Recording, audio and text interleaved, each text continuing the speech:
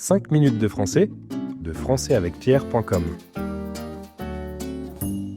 Bonjour à toutes et à tous et bienvenue dans 5 minutes de français. Aujourd'hui, c'est Judith qui m'accompagne. Salut Judith, comment ça va? Salut Émilie, salut tout le monde. Ça va très bien, merci. Et toi? Très bien aussi. Aujourd'hui, on va parler d'un sujet très important pour comprendre la culture française, mais dont on ne parle pas toujours clairement, la politesse en France. Oui, parce que la politesse en France, ce n'est pas seulement dire merci et s'il vous plaît. Il existe plein de petits codes invisibles mais essentiels. Exactement. Et ces codes peuvent parfois surprendre, voire choquer quand on ne les connaît pas. Avant de commencer, j'ai une petite question pour toi Émilie et pour vous qui nous écoutez.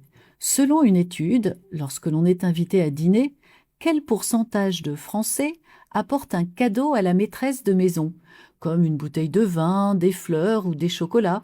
A 30%, B 60%, C 90%. Alors moi, j'apporte toujours quelque chose. Alors je dirais 90%. On verra à la fin de l'épisode si tu as raison.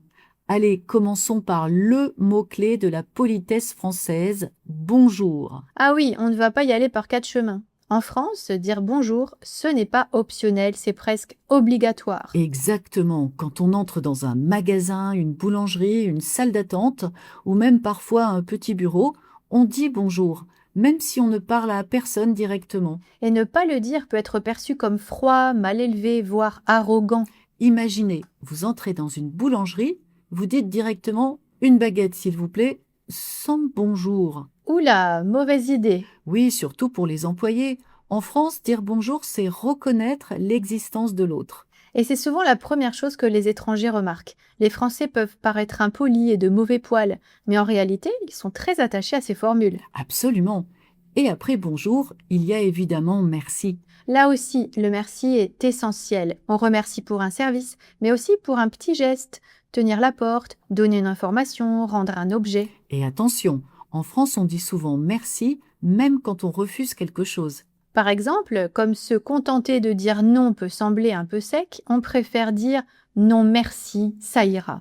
Un autre point très important, c'est le vouvoiement. Ah oui, grand classique. En France, on vouvoie quelqu'un qu'on ne connaît pas, quelqu'un de plus âgé, ou dans un contexte professionnel. Et passer du vous au tu n'est pas automatique. Souvent, c'est la personne la plus âgée ou la plus haute hiérarchiquement qui propose. Par exemple, on peut se tutoyer? Et si on tutoie trop vite, ça peut mettre mal à l'aise, voire être perçu comme un manque de respect. Autre code important, les excuses. Oui, les Français s'excusent beaucoup, même quand ce n'est pas vraiment de leur faute. Par exemple, si on dérange quelqu'un pour poser une question, on commence souvent par « excusez-moi ». Ou même simplement pour passer devant quelqu'un. Pardon, excusez-moi. Et puis, il y a un aspect très subtil de la politesse française, le ton. Exactement.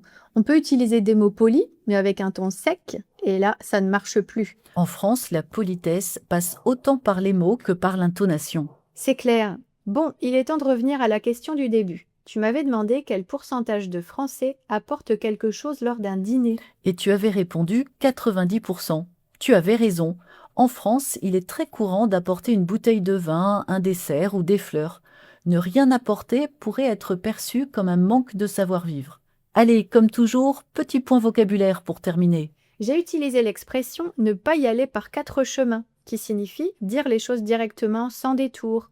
On peut aussi dire aller droit au but. On a aussi utilisé l'expression « être de mauvais poil » qui veut simplement dire être de mauvaise humeur. Et enfin, on a utilisé le verbe « se contenter de » qui signifie être satisfait de quelque chose, ne rien demander de plus. Voilà, la politesse en France repose sur des règles qui peuvent paraître très subtiles, mais qui sont vraiment très importantes. Et les comprendre, c'est souvent la clé pour éviter les malentendus culturels. Et vous, quels codes de politesse vous ont le plus surpris en France ? Dites-le nous dans les commentaires. Et comme toujours, vous pouvez télécharger la fiche PDF avec la transcription et le vocabulaire.